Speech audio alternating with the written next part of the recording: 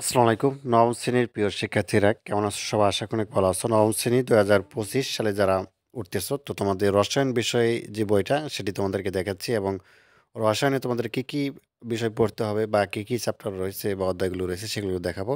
তো খুবই গুরুত্বপূর্ণ বিষয়টি এবং তোমরা ইতিমধ্যে জানো যে তোমাদের যে কারিকুলাম ছিল, নতুন কারিকুলাম সেটা কিন্তু সম্পূর্ণভাবে বাতিল হয়েছে, ঠিক আছে?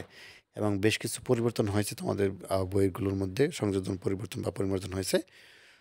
তো যাই হোক তোমাদেরকে কি, কি রয়েছে সূচিপত্রটা দেখাবো নিশ্চয়ই এবং তার আগে একটি অ্যানাউন্সমেন্ট রয়েছে তোমাদের জন্যই। তো সেটি আমরা একটু দেখে নেই। তো যাই হোক ইতিমধ্যে তোমরা জানো যে এসিএস ফিউচার স্কুলে তোমাদের হচ্ছে অ্যাডমিশনের কার্যক্রম চলতেছে এবং আগামী 5 জানুয়ারি থেকে তোমাদের হচ্ছে ক্লাস শুরু হবে। এবং তোমরা যেটি করবে এই ভিডিওটির কমেন্টে দেখো আমি লিঙ্কটা দিয়ে দিচ্ছি এবং এই ভিডিওটির ডেসক্রিপশনের 2 জায়গায় লিঙ্কটা থাকবে। তো তুমি হচ্ছে লিঙ্কে প্রবেশ করার পর এই ওয়েবসাইটে চলে আসবে। দেন হচ্ছে তুমি এই যে ক্লাস 9 বিজ্ঞান লেখা আছে এখানে ক্লিক করবা। ঠিক আছে? তো এখানে ক্লিক করার পর তোমার হচ্ছে ক্লাস 9 এর যেহেতু তুমি উঠতেছো 2025 সালে, তাই না? তো এখানে একটা ডেমো একটা ভিডিও রয়েছে। এটা অবশ্যই দেখে নিবা এই ভিডিওটা। এবং ক্লাস 9 এর দেখতে পাচ্ছ যে সকল শিক্ষকগণ এখানে কিন্তু রয়েছে এবং তাদের পরিচয় সহ একই সাথে হচ্ছে কি, কি বিষয় তারা পড়াবে সেটি কিন্তু দেওয়া আছে। ঠিক আছে? তো তারপর হচ্ছে তুমি বিস্তারিতভাবে দেখে নিবা সবকিছু এবং কি, কি ক্লাস থাকতেছে এবং কি, কিভাবে হবে এবং কোর্সগুলো কিভাবে এনরোল করবে সেগুলো তোমাদেরকে দেখাচ্ছি। তো তুমি যেটি করবা এখানে জাস্ট হচ্ছে ভর্তি হবা। ভর্তি হওয়ার জন্য এখানে ক্লিক করবা। ঠিক আছে? একটা ফোন নাম্বার দিবা। তুমি বা তোমার অভিভাবকের ফোন নাম্বারটা এখানে বসাবা। দেন হচ্ছে ফোন নাম্বারটা বসিয়ে যে ওটিপি দিয়ে এগিয়ে যাবা। ৬ সংখ্যার ওটিপি যাবে ফোন নাম্বারটায়। ওই ৬ সংখ্যার ওটিপি বসিয়ে তুমি আর তথ্য দিয়ে তুমি এখানে ভর্তি হয়ে যাবা। এবং পরবর্তী সময়ে তুমি হচ্ছে সহজেই যেকোনো একটা কোর্স এনরোল করতে পারো। ঠিক আছে?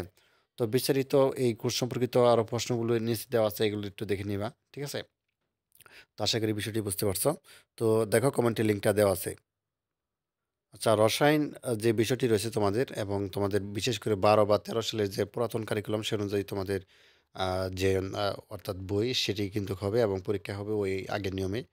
তো যাই হোক ইতিমধ্যে তোমরা জানো বিষয়গুলি। তো সূচিপত্রটা আমরা তোমাদেরকে একটু দেখাই যেমন ১ম অধ্যায় রয়েছে রসায়নের ধারণা, পদার্থের অবস্থা রয়েছে ২য় অধ্যায়, ৩য় অধ্যায় পদার্থের গঠন। ঠিক আছে? পর্যায় সারণী রয়েছে এবং রাসায়নিক বন্ধন রয়েছে এবং মূলের ধারণা ও রাসায়নিক গণনা, রাসায়নিক বিক্রিয়া, রসায়ন শক্তি রয়েছে, এসিড ক্ষারক সমতা রয়েছে, খনিজ সম্পদ এবং ধাতু অধাতু রয়েছে, খনিজ সম্পদ জীবাশ্ম রয়েছে, আমাদের জীবনের রসায়ন। তো যাই হোক এখানে ১২টি অধ্যায় রয়েছে তোমাদের, তাই না? তো এই ১২টি অধ্যায়ের মধ্যে তোমাদেরকে তো যেটি করতে হবে তোমাদের ক্লাস 9 এ কিছু অধ্যায় পড়তে হবে এবং ক্লাস 10 এ কিছু অধ্যায় পড়তে হবে, তাই না? এটার সমন্বয়ে তোমাদের হচ্ছে পরীক্ষা হবে আরকি, এসএসসি পরীক্ষা। তো ১ম অধ্যায় যেমন রসায়নের ধারণা, তাই না? দ্য কনসেপ্ট অফ কেমিস্ট্রি মানে রসায়নের ধারণা ১ম অধ্যায়টাই থাকবে এবং রসায়ন মূলত কী এ বিষয়ে তুমি পূর্ণাঙ্গ একটা ধারণা পাবা হচ্ছে ১ম অধ্যায় থেকে। আর তোমাদেরকে আরেকটি জিনিস আমি দেখাই সেটি হচ্ছে যে মানে এই যে এই অধ্যায়ের পাঠ শেষে কি হচ্ছে তোমরা শিখতে পারবা, তাই না?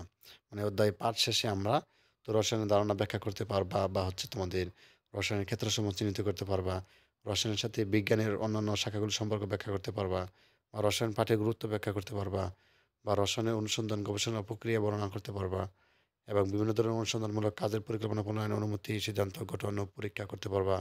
রসায়নের ব্যবহারিক কাজের সময় প্রয়োজনীয় সতর্কতা অবলম্বন করতে পারবা। প্রকৃতি বাস্তব জীবনের ঘটনাবলী রসায়নের দৃষ্টিতে ব্যাখ্যা করতে পারবা। ঠিক আছে? এখানে রয়েছে রসায়ন পরিচিতি, রসায়নের মূলটা কি? এ বিষয়ে পূর্ণাঙ্গ একটা ধারণা পাচ্ছ এখানে। ঠিক আছে? এবং তোমরা নিশ্চয়ই জানো যে বিজ্ঞানে যারা পড়াশোনা করবা তাদের জন্য হচ্ছে তোমাদের এই রসায়ন সাবজেক্টটা খুবই গুরুত্বপূর্ণ। এবং আমি যদি তোমাদেরকে কি টাইপের প্রশ্ন থাকবে বা কীরকমভাবে হচ্ছে তোমাদের প্রশ্ন থাকবে মূলত পরীক্ষার মধ্যে সেগুলো ১ম অধ্যায় থেকে যদি তোমাদেরকে আমি একটু দেখানোর চেষ্টা করি। যে ১ম অধ্যায়ে যে কীরকম টাইপের প্রশ্ন করা হচ্ছে। ঠিক আছে? তো এখান থেকে আমরা একটু দেখি যে যেমন এখানে দেওয়া আছে যে বহু নির্বাচনী, তাই না? বহু নির্বাচনী তো অবশ্যই থাকবে তোমাদের ২৫ টি আনসার করতে হবে।